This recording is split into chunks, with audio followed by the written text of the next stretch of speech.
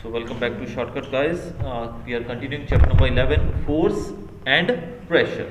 तो फोर्स और प्रेशर की बात करें तो हम पिछले दो वीडियोस इस पे पहले बना चुके हैं और दोनों वीडियोस अपलोड कर चुका हूँ मैं अपने चैनल पे, तो जो भी बच्चा वो देखना चाहे तो वहाँ से देख सकता है। तो आज का हमारा जो टॉपिक है हम शुरू करने जा रहे हैं हमारा 11.7 टॉपिक, जिसका नाम है नॉन कॉन्टैक्ट फोर्सेस। तो कल हमने लास्ट टॉपिक जो पढ़ा था वो पढ़ा था हमने कॉन्टैक्ट फोर्सेस के बारे में कि किस प्रकार से जो फ्रिक्शन है वो काम करती है, मस्कुलर फोर्स के बारे में पढ़ा था। तो आज हम नॉन कॉन्टैक्ट फोर्स के बारे में पढ़ेंगे। तो मस्कुलर फोर्स के बारे में हमने देखा था कि जब हम मस्कुलर फोर्स का यूज़ करते हैं तो हमारी बॉडी जो है उसके कॉन्टैक्ट में वो चीज़ आनी चाहिए जिसमें हम फोर्स लगा रहे हैं। लेकिन अब हम पढ़ेंगे नॉन कॉन्टैक्ट फोर्सेस के बारे में। अब नॉन कॉन्टैक्ट फोर्सेस क्या हैं वो हम देखते हैं। तो नॉन कॉन्टैक्ट फोर्सेस में सबसे पहला नाम आता है मैग्नेटिक फोर्स का। अब मैग्नेटिक फोर्स आप जानते हैं, मैग्नेट को, मैग्नेट क्या होती है? चुंबक। तो चुंबक जो है, क्या आपको चुंबक के साथ वो चीज़ टच करनी पड़ती है तब वो चिपकती है? नहीं, वो थोड़ी दूर से ही उसको उठा लेती है। तो इसके बारे में चलिए देखते हैं क्या बताया गया यहाँ पर। Does the magnet on the rollers begin to move when the other magnet is brought near it? Does it always move in the direction of the approaching magnet? What do these observations suggest? Does it mean that some force must be acting between the two magnets? You have learned in classics that like poles of two magnets repel each other and unlike poles attract each other. Attraction or repulsion between objects can also be seen as another form of pull or push. Do you have to bring the magnets in contact for observing the force between them? A magnet can exert a force on another magnet without being in contact with it. The force exerted by a magnet is an example of non-contact force. तो हमने देखा था कि अगर हम दो magnet को चिपकाएं तो दोनों मैग्नेट जब हम पास में लाएंगे तो अपने आप चिपक जाएंगे एक दूसरे के साथ, ठीक है। और कभी कभी ऐसा भी होता है अगर उनको उल्टा, यानी कि दोनों सिमिलर एंड, आपको पता है ना मैग्नेट में लाइक पोल्स रिपेल करते हैं और अनलाइक पोल्स अट्रैक्ट करते हैं। तो अगर हम लाइक पोल्स लाएंगे तो वो फोर्स ऐसे करेंगे, हम उसको पास लाने की कोशिश करेंगे लेकिन वो दूर जाएंगे। तो ये हमको पता लगता है, ये पुश और पुल का एक और एग्जांपल होगा। देखो, जब आप अनलाइक पोल्स को लाओगे तो एक दूसरे की तरफ बढ़ेंगे, यानी कि पुश किया एक दूसरे की तरफ, और जब हम अनलाइक पोल्स की जगह लाइक पोल्स को साथ में लाएंगे तो वो रिपल्शन शो करेगा, वो पुल कर रहे हैं, एक दूसरे को दूर कर रहे हैं ना, ऐसा। तो ये पुश और पुल का एग्जाम्पल भी हुआ। और इसके साथ साथ अब मैग्नेट जो है वो एक नॉन कॉन्टैक्ट फोर्स का एग्जांपल भी हुआ। नॉन कॉन्टैक्ट फोर्स का एग्जांपल इसलिए क्योंकि मैग्नेट को हमें एक दूसरे के कॉन्टैक्ट में नहीं लाना पड़ता, वो दूर से ही उसको अट्रैक्ट कर लेते हैं। Similarly the force exerted by magnet on a piece of iron is also non contact force. जब चुंबक जो है वो लोहे की किसी चीज़ को उठाएगी तो वो भी एक नॉन कॉन्टैक्ट फोर्स का एग्जाम्पल है। तो हमने एक फोर्स पढ़ी जो कि नॉन कॉन्टैक्ट है, वो कौन सी है? Magnetic force. दूसरी फोर्स जो हम पढ़ेंगे वो है इलेक्ट्रोस्टैटिक फोर्स। ये कौन सी फोर्स है भाई? इलेक्ट्रोस्टैटिक फोर्स कौन सी है वो देखते हैं। A straw is used to have acquired electrostatic charge after it has been rubbed with a sheet of paper. Such a straw is an example of charged body. The force exerted by a charged body on another charged or uncharged body is known as electrostatic force. This force comes into play even when the bodies are not in contact. The electrostatic force therefore is another example of non-contact force.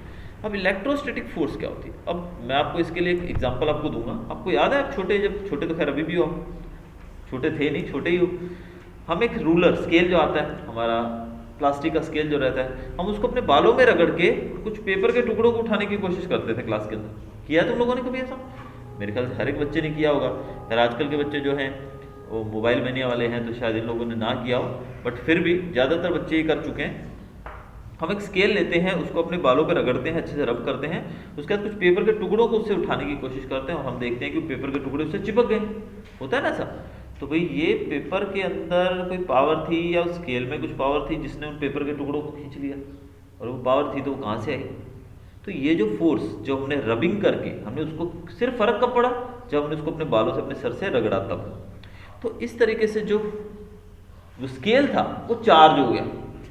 जब हम ऐसे करते हैं ना तो charge हो जाता है, तो जब उसको रब करेंगे हम तो चार्ज हो जाएगा और वो एक फोर्स लगाएगा दूसरे ऑब्जेक्ट के ऊपर।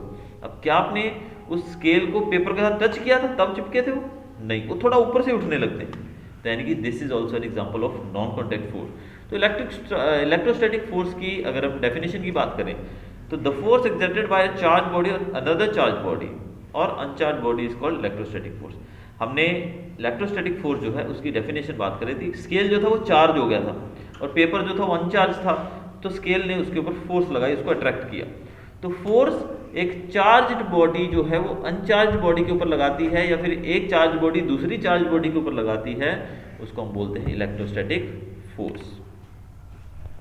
तो ये भी एक नॉन कॉन्टैक्ट फोर्स का एग्जांपल है। अब हम पढ़ेंगे ग्रेविटेशनल फोर्स के बारे में। You know that a coin और pen falls to the ground when it slips off your hands. Leaves and fruits also fall to the ground when they get detached from the plant. Have you ever wondered why it is so? When the coin is held in your hand, it is at rest. As soon as it is released, it begins to move downwards. It is clear that the state of motion of the coin undergoes a change. Can this happen without a force acting on it? What is this force? Objects are or things fall towards the earth because it pulls them. This force is called force of gravity or just gravity. This is an attractive force. The force of gravity acts on all objects. The force of gravity acts on all of us all the time without us being aware of it. Water begins to flow towards the ground as soon as we open a tap. Water rivers flow downward due to the force of gravity. अब हम बात कर रहे हैं gravitational force की, ठीक है। अब आप देखते हो, आप बॉल जब फेंकते हो, बॉल आप हवा में फेंकते हो, तो हवा में ऊपर ही क्यों नहीं चली जाती भाई, वापस क्यों आ जाती है ज़मीन पे। यानी कि कोई भी चीज़ जो है जब हम उसको ऊपर से फेंकते हैं, या कहीं भी, जैसे मैंने हाथ में अपने कोई भी चीज़ लेके, पेन लेके मैंने उसको छोड़ा तो तुरंत नीचे ही गिरेगा। कभी ऐसा देखा कि नीचे से ऊपर गिरा? हाँ, कभी पानी बहता हुआ सुना है कि पानी ऊपर बह रहा था? हम क्या सुनते हैं, पानी ऊपर से नीचे बह रहा था। आप नल खोलते हो पानी का तो पानी नीचे बहता है ना, ऐसा ही होता है ना। तो कोई भी चीज़ जो नीचे बहती है, नीचे गिरती है, वो बिकॉज ऑफ ग्रेविटी। ये जो फोर्स है, उसको कोई चीज़ खींच रही है तभी वो गिर रही है ना। अब तुम सीधे खड़े हो और तुमको मैं धक्का दूंगा तब तुम उस तरफ गिरोगे, या मैं तुमको खींचूंगा तब तुम इस तरफ आओगे। तो मैंने फोर्स लगाई इसलिए तुम उस तरफ गिरे या इस तरफ आए, फोर्स लगाने पाए ना। तो एक पेन, एक पेंसिल या कोई भी चीज़ जो नीचे क्यों गिरती है, उसके पीछे राज ये है कि ये भी कोई फोर्स होगी। तो जो ज़मीन है, हमारी धरती जो है, पृथ्वी जो है, वो एक फोर्स लगाती है जिसको हम पुश या पुल बोलते हैं। या तो पुश करती है या पुल करती है, जो पुल अपनी तरफ खींच रही है जो हमको, this is called force of gravity, या जिसको हम सिर्फ ग्रेविटी भी कहते हैं।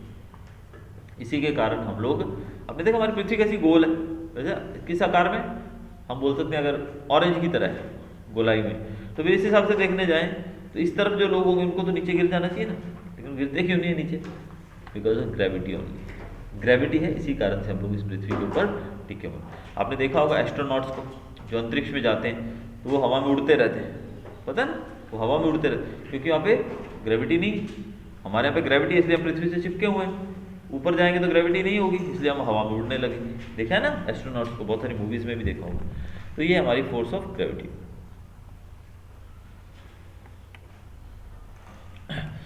अब gravity is not a property of the earth alone, in fact every object in the universe whether small or large exerts force on every other object. This force is known as gravitational force.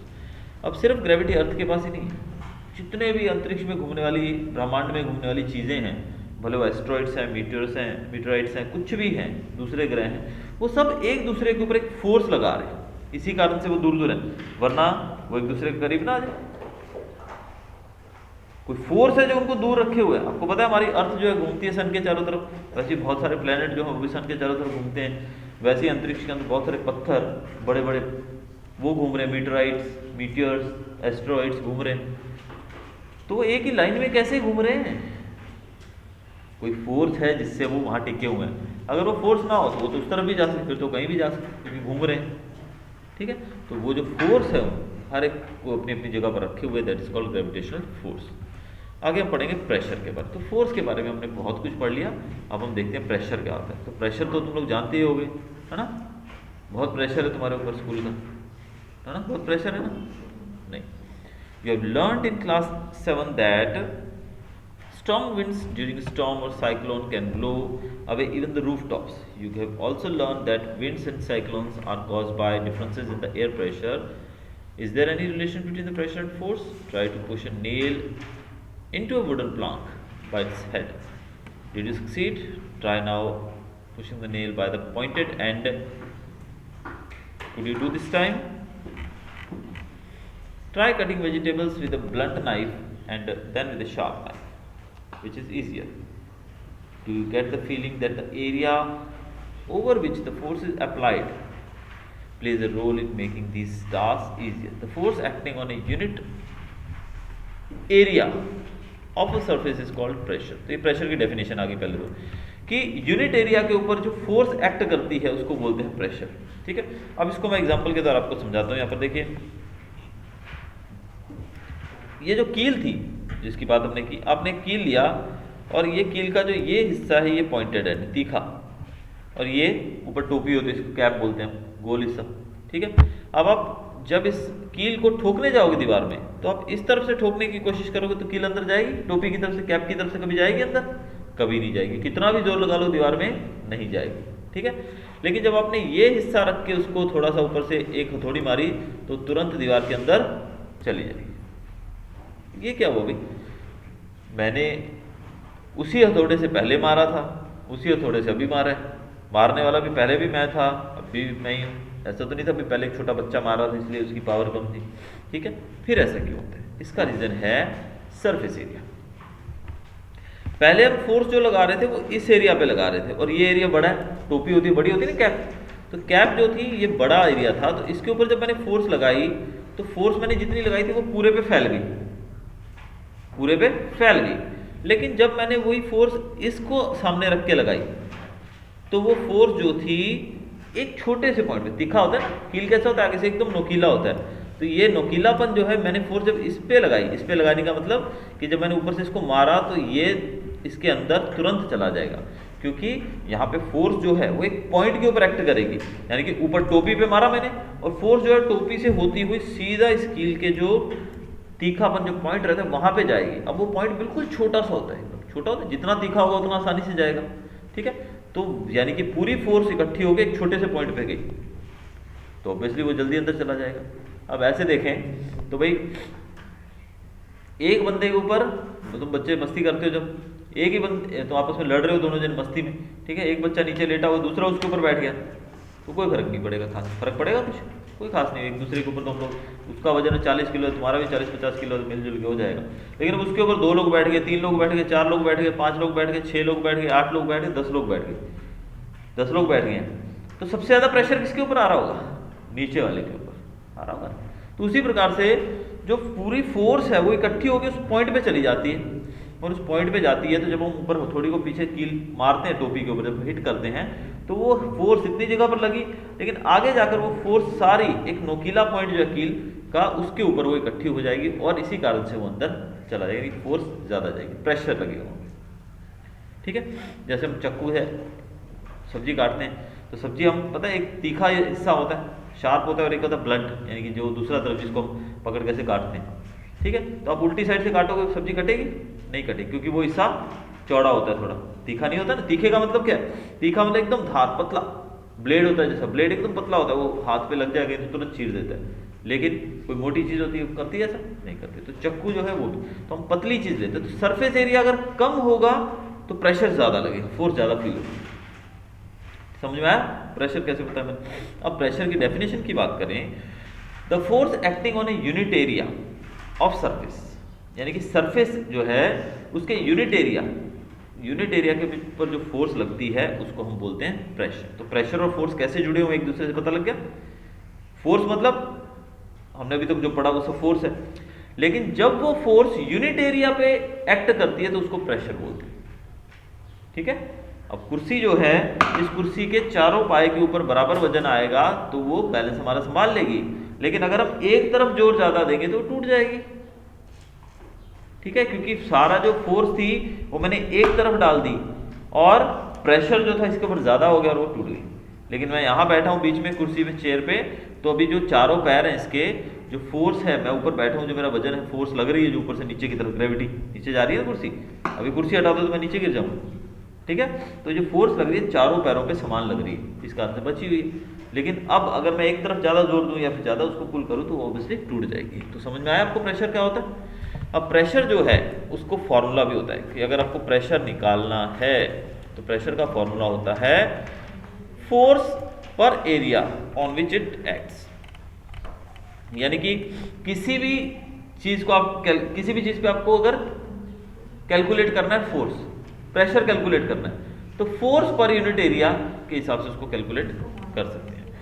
Note that the area is in the denominator in the above expression. So the smaller the area, larger the pressure on a surface for the same force. The area at the pointed end of the nail is much smaller than that of its head. The same force therefore produces a difference pressure sufficient to push the pointed end of the nail into the wooden plank.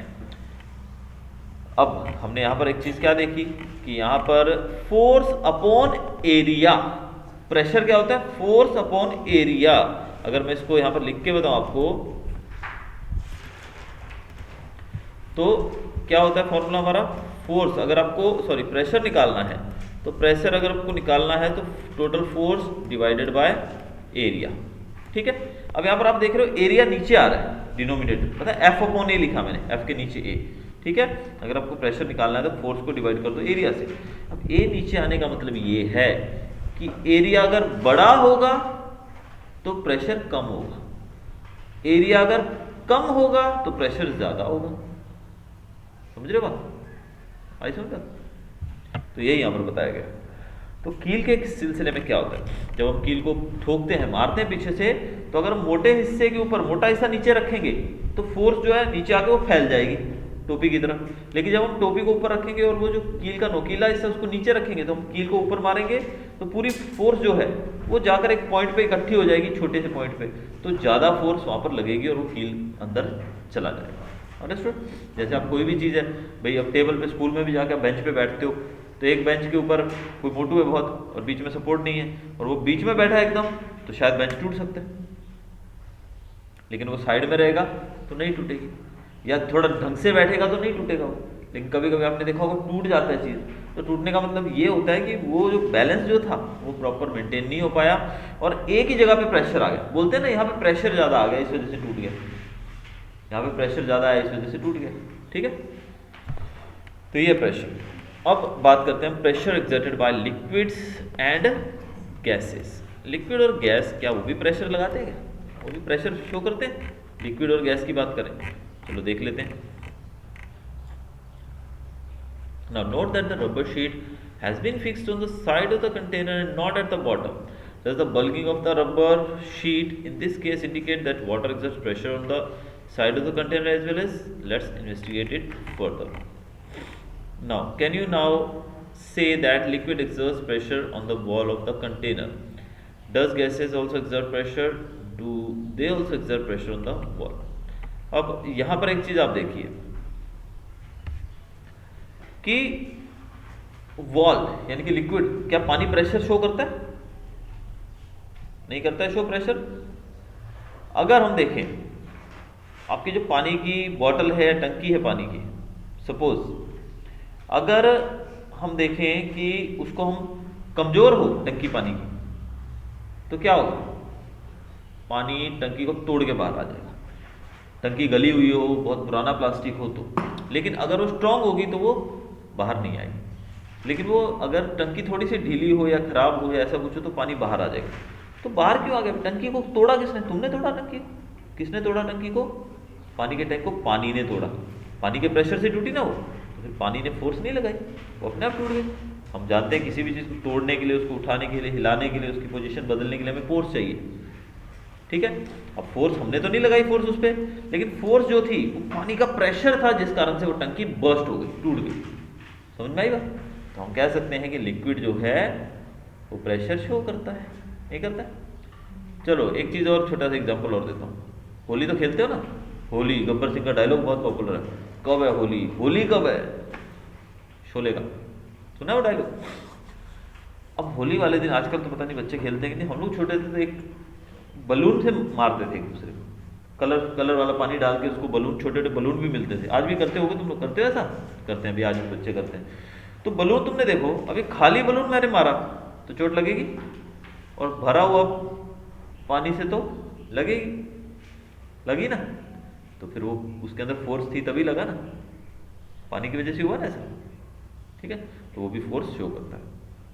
तो हम कह सकते हैं कि liquid जो है उसका उसकी दीवारों पे, कंटेनर की दीवारों पे प्रेशर शो करता है। डैम तुमने सुना होगा ना, अरे डैम टूट गया, डैम टूटने की वजह से यहाँ पर पानी भर के बाढ़ आ गई। तो डैम तो इतनी बड़ी दीवार होती है, डैम देखा कितना ऊंचा दीवारें बना रखी होती है, बहुत स्ट्रांग होता है, बहुत ही स्ट्रांग होता है, वो भी तोड़ देता है। कौन तोड़ देता है भाई?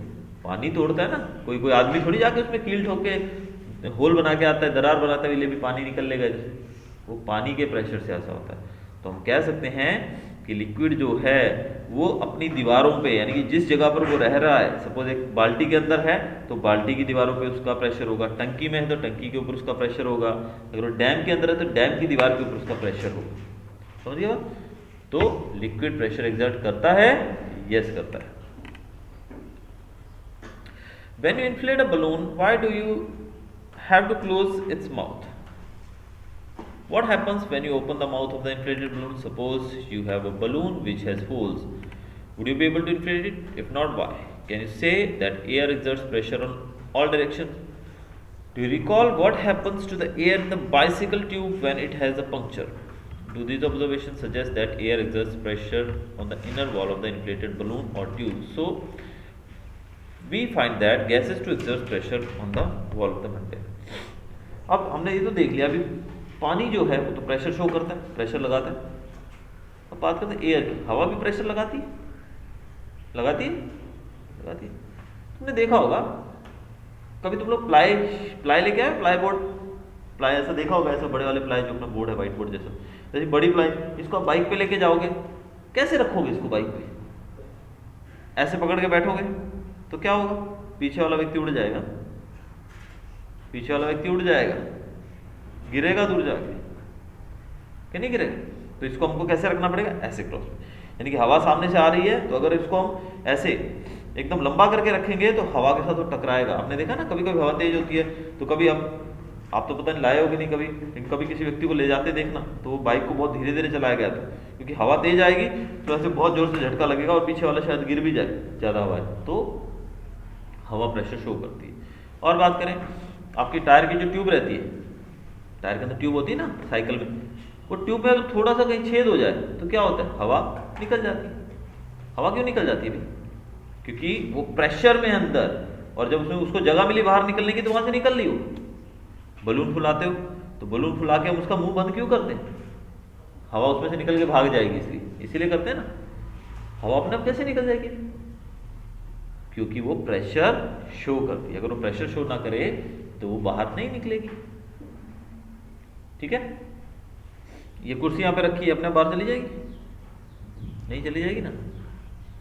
लेकिन मैं यहाँ पे बलून पकड़ के बैठा हूँ, उसको मैंने छोड़ा तो उसकी हवा निकल गई, तो उसकी हवा गायब।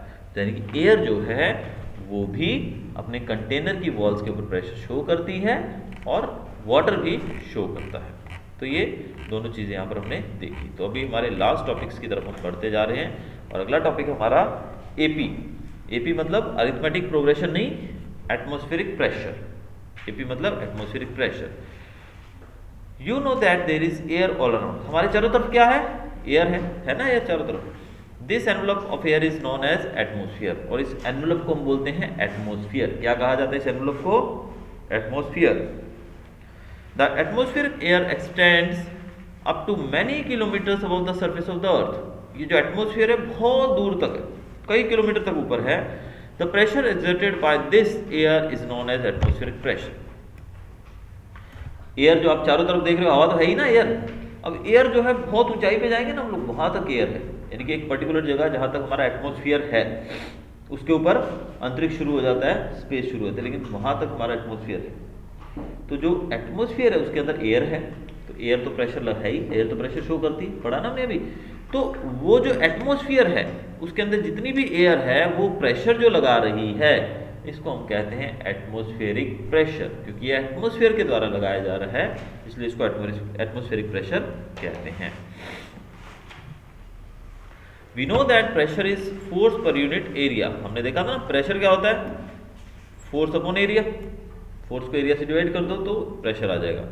If we imagine a unit area and a very long cylinder standing on it filled with air, then the force of gravity on the air in this cylinder is the atmospheric pressure. अब हम देखते हैं कि एक लंबा सा cylinder जिसके अंदर हवा है, समझ रहे हो बात? एक सिलेंडर लिया हमने, उसके अंदर हवा भर दी बहुत सारी, ठीक है। तो इसके ऊपर ग्रेविटी फोर्स भी तो लगेगी, तो ये जो पूरा सिस्टम है इसको हम कहेंगे the air in this cylinder is the atmospheric pressure. थोड़ा और समझाऊं इसके बारे में। हमने एक सिलेंडर लिया, उस सिलेंडर को हवा से भर दिया और फिर उसको हमने रख दिया। अब उस सिलेंडर के अंदर क्या है, हवा भी है। अब इस सिलेंडर के ऊपर एटमॉस्फेयर का भी प्रेशर लगेगा, यानी कि ग्रेविटी उसको नीचे खींच के रखी हुई है ना। तो ये जो पूरा सेटअप है, इस सिलेंडर के ऊपर जो फोर्स, जो प्रेशर लग रहा है, इसको हम बोलेंगे atmospheric pressure.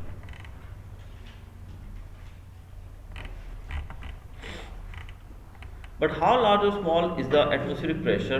Let us get an idea. When you press the sucker, most of the air between its cups and the surface escapes out. The sucker sticks to the surface because the pressure of the atmosphere acts on it. To pull the sucker off the surface, the applied force should be large enough to overcome the atmospheric pressure. This activity might give you an idea about the magnitude of atmospheric pressure.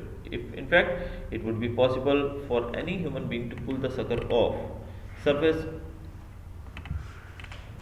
if there were no air at all between the sucker and the surface, does it give you an idea how large the atmospheric pressure is?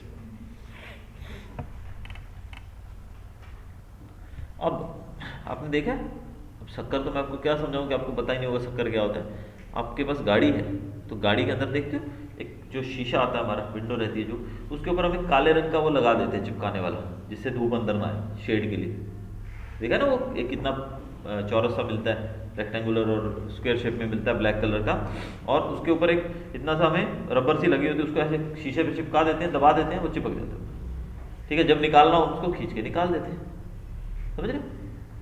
तो उसको बोला जाता है शक्कर। शक्कर क्या करता है, जब उसको हम सरफेस यानी कि जहाँ चिपकाना है उसके साथ चिपकाते हैं, लगाते हैं, तो उसके अंदर हवा होती है, कुप्पी सी तो होती है ऐसी, ऐसा ही होता है, उसको दबाते हैं, ऐसे करके दबाना पड़ता है, दबाने से उसके अंदर की हवा निकल जाती है और वहाँ चिपक जाता है, और जब उसको निकालना हो तो हम खींच कर निकाल लेते हैं। तो क्या होता है, उसके अंदर जो हवा होती है उसको दबाने से हवा निकल जाती है और वो उससे पूरी तरीके से चिपक जाता है, यानी कि एटमॉस्फेरिक प्रेशर के कारण वो चिपक गया। अब जब हमें उसको निकालना है तो हमें उस प्रेशर से ज़्यादा पावर लगानी पड़ेगी, तब वो निकलेगा। कभी नोटिस किया है सब? गाड़ी के अंदर जो मोबाइल होल्डर आता है वो भी ऐसे ही लगाया था कांच के ऊपर, उसको भी ऐसे करके कांच के ऊपर लगा दो तो उसके अंदर की सारी हवा निकल जाएगी, तो कांच पे चिपक जाएगा। फिर उसको आप खींचो जोर से तो वो अलग हो जाएगा। The force due to air in a column of the height of the atmosphere and area 15 into 15 centimeter is nearly equal to the force of gravity on an object of mass 25 kg. The reason we are not crushed under this force of gravity is that the pressure inside our body is also equal to the atmospheric pressure and balance the pressure from outside. अब अगर हम बात करें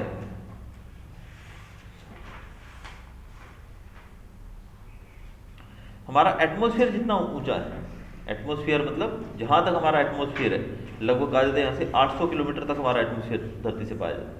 तो धरती से हम इतने ऊपर जाएंगे तो वहां तक जाने के बाद जो ऊंचाई इतनी हो गई, और नीचे उसकी जगह जो है वो 15 सेंटीमीटर, ऐसे भी 15 और ऐसे भी 15 सेंटीमीटर। तो इतनी जगह अगर हम लें और उसके अंदर हम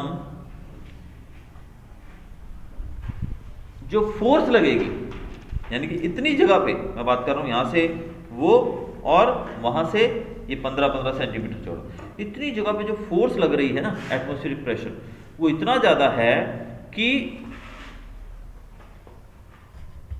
तो मैंने बताया कि जो इतना बड़ा एक कॉलम बनाया, यानी कि ज़मीन से लेकर एटमॉस्फेयर तक, और 15 सेंटीमीटर चौड़ा और 15 सेंटीमीटर लंबा, तो इसके ऊपर जो फोर्स लगेगी ना हवा के कारण, यानी कि एयर की जो फोर्स इस पे लगेगी वो किसके बराबर होगी पता है तुम? किसी 225 किलोग्राम की चीज के ऊपर जो फोर्स लगाई जाएगी ग्रेविटी की, उतनी होगी। यानी कि अगर मैं आपसे बोलूं कि आप 225 किलो की चीज को उठा लोगे? नहीं उठा पाओगे, क्योंकि वो बहुत ज्यादा है। हम तो 50 किलो की चीज मुश्किल से, क्योंकि ग्रेविटी है, ग्रेविटी के कारण ऐसा होता है कि जमीन उसको अपनी तरफ खींच के, तो जितनी भारी चीज जमीन उसको ज्यादा अपनी तरफ खींच के रखेगी, यानी कि भारी चीज तो ज्यादा ग्रेविटेशनल फोर्स। तो अगर हम 225 किलो की चीज को नहीं उठा पाए, तो जितना प्रेशर वो ज़मीन के ऊपर, यानी कि ग्रेविटी जितनी उसके ऊपर लग रही है ना 225 किलो की चीज़ के ऊपर, उतना फोर्स इसके ऊपर लगेगा, इस कॉलम के ऊपर। यानी कि ये तो बहुत ज़्यादा हुआ ना ज़्यादा। 225 किलो को उठा लोगे, नहीं उठा सकते, तो बहुत ज़्यादा हुआ। तो इतना ज़्यादा प्रेशर जो है वो लगता है। अब इतना प्रेशर लगता है हमारी बॉडी के ऊपर, समझो ये तो इतनी की बात कर, हमारी बॉडी के ऊपर भी प्रेशर लग रहा है बहुत, तो फिर हम लोग क्रश क्यों नहीं हो जाते? पिछले जाने चाहिए एटमॉस्फेरिक प्रेशर के कारण। हमने देखा कि इतना प्रेशर लग रहा है, तो फिर हमारे बॉडी के ऊपर भी प्रेशर लग के, एटमॉस्फेयर मतलब बहुत प्रेशर लगा रहा है पूरी पृथ्वी के ऊपर और इस पे रहने वाली चीजों के ऊपर बहुत प्रेशर है, एटमॉस्फेरिक प्रेशर। लेकिन फिर हम क्रश क्यों नहीं होते? इसका रीजन है कि जितना प्रेशर बाहर है हमारे ऊपर लग रहा है, उतना ही हमारी बॉडी के अंदर भी है प्रेशर, तो इससे बैलेंस हो जाता है। क्या हो जाता है? बैलेंस हो जाता है। तो बोल रहा है ना, the pressure inside our bodies is equal to the atmospheric pressure. जितना एटमॉस्फेरिक प्रेशर है उतना ही प्रेशर हमारी बॉडी के अंदर से भी लग रहा है, जिस कारण से अंदर और बाहर से जो प्रेशर है वो बैलेंस हो जाता है, वो इक्वल हो जाता है। इस कारण से हम क्रश नहीं हो पाते हैं। ठीक है, तो ये था हमारा चैप्टर, खत्म हुआ आज। और hope you enjoyed the video. अगर कोई और चैप्टर के ऊपर आपको कुछ और वीडियो चाहिए हो या क्वेश्चन आंसर्स वगैरह, तो प्लीज़ मुझे कमेंट बॉक्स में कमेंट कर सकते हैं। Till then goodbye, thanks for watching.